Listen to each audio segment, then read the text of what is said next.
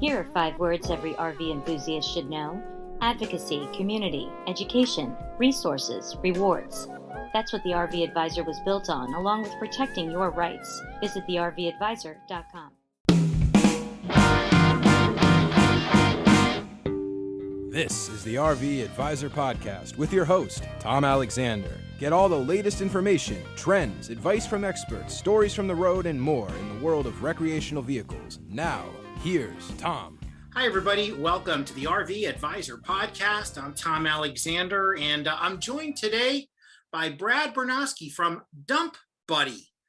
It's Dump Buddy, and that is wow. I'll tell you, when we heard that name for the first time, I thought, all right, I'm in. Let's find out all about it. And Brad, welcome. Thanks so much. Thanks for having me today. We chatted a little bit ahead of time. I found out that you guys aren't too far away from where I grew up in Pennsylvania, just a little west of Philly, and I grew up a little north of Philly, but yeah, Eastern PA, safe to say. And Dump Buddy's been around for how long, actually? It was introduced this year in March. Oh, wow. Okay, so brand new. And was this your idea? Did this kind of, I know sometimes necessity is the mother of invention. Is this something that kind of stemmed from an idea you had? Very much so. I got my first RV 3 years ago. Mm-hmm. And at that time, I was all prepared for RVing, and you make sure you understand your rig and electrical and the plumbing and the motor and everything else. Mm-hmm. And but one of the things you really don't prepare too well for is your first waste dump. So it was a big deal for us. And so on our first one, I just knew that there was a need there for this device, because you can get into a messy situation if not done correctly. Yeah. So it kind of came out of a need. And when we noticed that there was a need for it, we looked all over the place for something like it. And there was just nothing out there that did the job. And so I went home and developed a very crude prototype that never made it out of the drawer. And then a couple of weeks later, I had one of those moments. I went, I got it. And that was kind of the genesis of Dump Buddy. Wow. Yeah, it's amazing that those kinds of things happen that way, that, you see an issue, you see something that needs to be resolved, and like, why not me, right? Kind of at Correct. Yeah, and the feedback's been great from our user base. People are like, it's a simple product. It's a very simple product, but it does what it's supposed to do, and that's what people wanted. They wanted something that is easy to use, very small, lightweight, compact. It's hides away in any number of storage departments, and it's there for you when you need it. That's terrific. I'm going to take a quick break. Want to find out about all the particulars of this, and let folks know where they can find you and purchase this product. My guest is Brad Bernosky from Dump Buddy. This is the RV Advisor Podcast. Back in just a moment.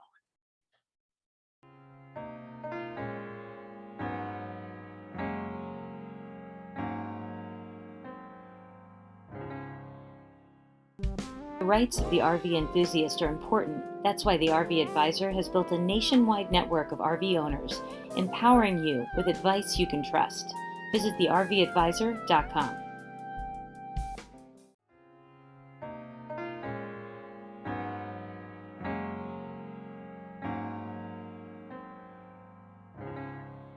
We are back on the RV Advisor Podcast. Tom Alexander with you, and my guest, I should say, is Brad Bernosky from Dump Buddy. They're in Pennsylvania. They're just a little west of Philly, and this is really an absolutely terrific idea that Brad sort of envisioned, brainstormed, and developed. And why don't you tell the folks a little bit about, what it looks like, what it does, and how it works. Sure. So what Dump Buddy, and I don't know how I can show a little bit of this on the screen. Sure. But this is basically a typical waste setup where you've got your waste pipe coming up out of the ground, and then you've got your 90-degree elbow, which obviously be hooked to your pipe, your RV. Yes. That's okay. It's that time of the day, Brad. Yes, it is. You It's know, getting late. it's So all it's right. hooked to your RV. Yeah. And as we're all aware of, when you've got my particular RV that I got started with had a 42-gallon waste tank. And so, between gravity and inertia and some physics thrown in there, anything can happen once you pull that valve to let the waste come down. Yeah. And so obviously this can fluctuate in any way it wants or even come off. So what Dump Buddy allows you to do is to secure the lower strap around your pipe. And then there's an upper strap that comes around, if I can see that. Tighten Yeah, down if you the lift it knob. up a little bit more that we can Yep. see it. Yeah, there you go. Oh, And perfect. then once you've tightened it down, this Yeah. thing's not going anywhere. Not going anywhere. For our audio only audience, because we have people that get this podcast both as a video and also just audio only. It's a little white cylinder unit with, you hold it up again, it's a little white cylinder and it's got a little 90-degree arm, plastic, see-through that, and it's got a little orange mouth. And it connects to the hose and everything in the RV, and it does the job. Correct. Yeah. And how many of these, let me ask you this, when you built the prototype, how long did it take to go from prototype to the actual manufacturing of several of these units? We went through, the first prototype was very crude. It was literally purchased from materials that you could find at your local hardware store in many ways. As we started moving on, we did about probably 12 to 13 prototypes before we actually got into the manufacturing process. And that took just about a year and a half, 18 months. Some of it slowed us down because of COVID. Others was because we wanted to make sure that, number one, it was a sound product through all of our testing, as well as we have both the trademark on the name Dump Buddy, as well as a patent on the device itself. So I didn't want to bring it to market until we were certain we were going to get the patent. We found out in early March that we were going to get the patent. It was going to be issued on June 1st. And sure enough, the patent was issued on June 1st. I'm always fascinated by the patent process, because we've had folks on the show before that have developed products and things, and almost to a man, or to a person, I should say, their story is very similar in that it's a little bit of hurry up and wait and everything else. What did you find? How did you find the patent process for you? We started the patent process in January of 2020. And the early parts went very, very, very fast. The first step is they do a search to make sure that this type of product doesn't exist. And that kind of gives you a green light to go to phase 2. And then phase 2 takes about 6 months. Then it was my intentions, I put it on hold for once you get your provisional patent, then you have, I think, 1 year from the time of the provisional patent to file for the actual patent. And in that year time frame, it gives you the ability to make changes and adjustments to your product, but it protects you to the point where if someone else were to come in with a similar idea, you're first in line for the patent process. So I gave the go ahead it took about 6 months. Sometime in the late 2020, early 2021 is when I went ahead and said, let's go through with this. So it took about a year and a half. It was almost exactly 18 months from beginning. I probably could have sped it up a little bit if I wanted to, but last year was kind of a weird year with COVID. And so we weren't sure what was happening with that. And plus the United States Postal, USPTO, they slowed things down as well because of remote working and whatnot. So there was a combination of things. Sure. Yeah, you had a few obstacles for sure. Correct. Who didn't with COVID? Correct. Yeah, because that was how you guessed my next question, because I was thinking, how did COVID slow things down? It's amazing that these kinds of products, somebody didn't think of it, some time back, but you're the guy. You're the person who came up with this concept and developed it, and here we are. And there probably will be copycats someday, but who knows? But you patented it, so they'd have to make significant refinements in order to call it their own, right? That's correct. And we've got ourselves protected about as good as we can in that area. So And we keep on refining it. We're going to keep on improving it. As we get feedback from end users, we went, wow, that's a really good thought. We'll consider that in our next version. So we're not afraid to make changes to the original design as well. Excellent. That's terrific. Have to ask you about the origin of the name. I mean, you know, the imagination doesn't have to run too wild to kind of figure out the origin, but go ahead, share it with us. Well, you know, the name came about actually on a ride back on a trip after we had tested it and we were excited, and we had shown it to a couple of people and they were like, wow, I'll take one right now. And of course, we only had one. And we were coming back on a trip and we just started like throwing out names, my girlfriend and I, and then I came up with Dump Buddy, and it was like, that's it. It was just, that's it. Now, the unfortunate thing is that we got home and did some research on, we wanted to get the website dumpbuddy.com, and it wasn't available. And as luck has it, the name was expiring, and we waited out about 120 days, and I applied for it and got the name Dump Buddy. So it's a fantastic name. I mean, it's, I tell you, it kind of just rolls off your tongue very nicely. It does. It does. It does. You know, and it's so funny because the first time I was made aware of this by the sales team here at the RV Advisor, you know, and I heard the name Dump Buddy, I just like, that's great. I mean, what a great name for a product. It's so descriptive. It tells you exactly what it does. And it is your buddy. I mean, you know, my girlfriend jokingly says that she was the first Dump Buddy because she was the one who always went and held the elbow down to make sure that it didn't come flying off. So she always says that she's the original one. The original Dump Buddy. The original Dump Buddy. So no, but you're right. And then we also got the trademark for Dump Buddy as well sometime last year as well. So we've got the trademark, the patent, the name, the website. We've got pretty much everything in place. Fantastic. So let me ask you, how large is right now, you know, your company? How many folks are with you? We currently have 3 people in the company, myself and 2 other people. I see. And the actual manufacturing, I'm assuming, is done someplace else. You have someone design. It's done locally in the Chester County, Westchester area. It is. Okay. Yeah, we bring in the Dump Buddy's made up of 15 different parts, and we bring in parts from I think like 5 or 6 different states, as well as a little bit overseas as well, where we had to go there. And those all the parts are brought in. We have printing being done on it in Wisconsin, parts coming out of California, Michigan, Phoenix. So we tried to make as much of it as American as made as possible, but it's all assembled in the United States. And it's all assembled. Is it all assembled there in Westchester? That's correct. Okay, so everything is assembled there. That's fantastic. So folks can go online at dumpbuddy.com. That's correct. So there's 2 locations. Well, there's multiple locations, but the 2, we have Amazon.com and we have dumpbuddy.com. So those are the 2 main locations. And then also, which we're excited to say, is that we've had a number of resellers also sign up with us. And so it's starting to show up in RV parks and dealerships, but that's kind of like it's in infancy right now, but we do have a few resellers out there.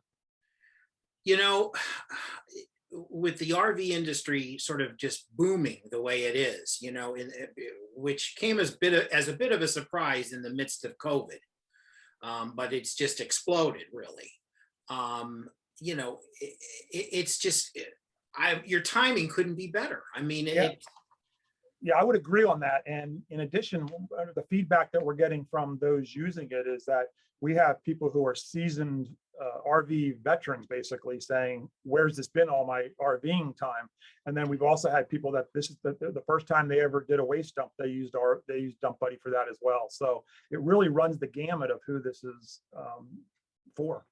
Oh, good for you. Yeah, that is just great. Did you expect at this point, you know, well, I want to ask you about your background in a minute, but at this point in your life, did you expect something like this to just sort of emerge and potentially be a life-changing thing? No, I will honestly say that I've always been someone who likes to experiment with different things, and I've had a number of very good ideas that have gone nowhere over the time, but this one just seems to have really stuck. Fantastic. So your background do you have like an engineering background, or what is your background? My background is actually in business. I own 3 businesses right now, and I have both an undergraduate degree and a master's in marketing. In marketing. Okay. And then I've got a strong IT background as well. Yeah. Well, you put all that to good use. That's for sure. Yes, that's true. That's for sure. Yeah. Yeah. Do you have to ever rely on folks that have a little bit maybe of a mechanical skill set to kind of just sort of tweak this thing and sort of develop the improvements or the refinements on it? No doubt about it. When I first started doing the prototyping, I reached out to a guy that I met, and he's located in Phoenix, Arizona. And he's the one who did all the engineering on it. And with that, he's the one who helped do all the prototyping. So yes, there's no doubt about it. I'll go wherever I need to go in order to make this the best product possible. That is terrific. Well, tell folks one more time where they can find it. You can get it at dumpbuddy.com, and then you also can get it at amazon.com. All right, there it is, folks. Dump Buddy. Is there just one right now, just one model of it, or are there? That's correct. There's one model. We've wanted to come out with different colors, and that's possibly on the horizon. But we've, over the testing time frame, when, like I said, we did, 10, 12, 13 different prototypes. We kept on refining it so that it would fit the most number of possibilities, because there's a lot of different options out there with pipe sizes and elbows, and people have macerators and they wanted it to work with that. So we tried to do our best in trying to handle it all. So I think that for the most part, I would say that the design is pretty much done, with the exception we have done some fine tuning that we hope to bring out a new version. I don't know when, but next 6 months or a year, that will even be better. Terrific. And what's the price on one of the units? Price is $39.95. $39.95. There you go. $39.95, and your troubles go away. It's a cheap price to get rid of a lot of headaches and stress. That's for sure. It sure sounds a Dump Buddy. What a great idea. Congratulations on your accomplishment and where it's all going. We look forward to hearing a lot more. And thanks for coming on the show. Thanks for having us. We really appreciate it. From just west of Philadelphia, the city of brotherly love, and a place near and dear to my heart, we spoke with the founder of Dump Buddy. It is Brad Bernosky. And we're going to take a quick break, and we'll be back to wrap things up right here on the RV Advisor Podcast.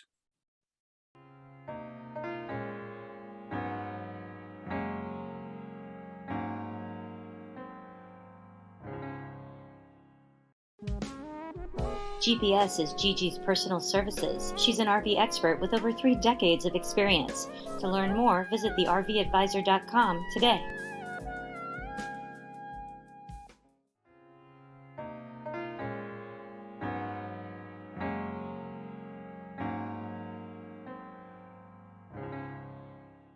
Welcome back to the RV Advisor Podcast. I'm Tom Alexander. Of course, I'm joined by our guest coordinator. It is Neve Carey-Zacco. Hey, Neve, how you doing?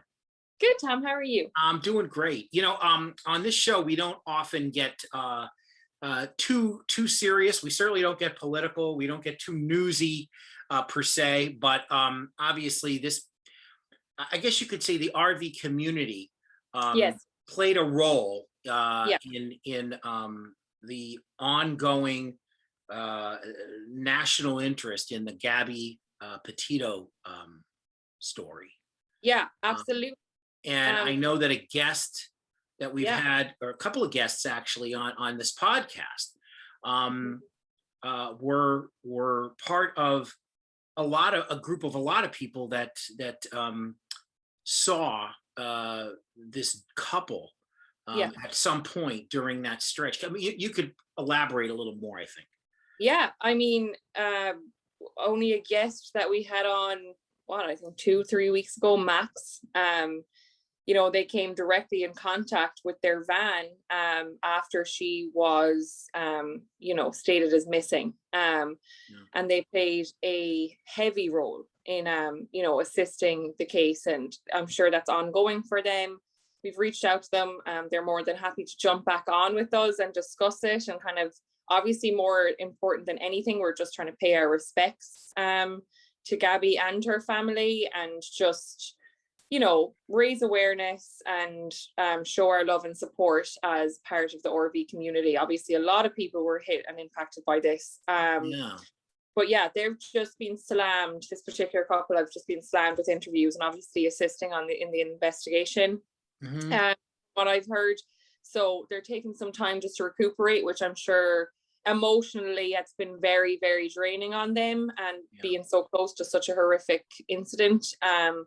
So yeah, we're looking forward to hearing more from them, but just at this very time, we just wanted to reach out to everyone and show our, you know, our respects and our condolences to the Petito family and anyone that was impacted by it. It was just so terrible. Obviously, everything related to the RV community and the travel around the United States is usually very, you know, uplifting and fun and bright.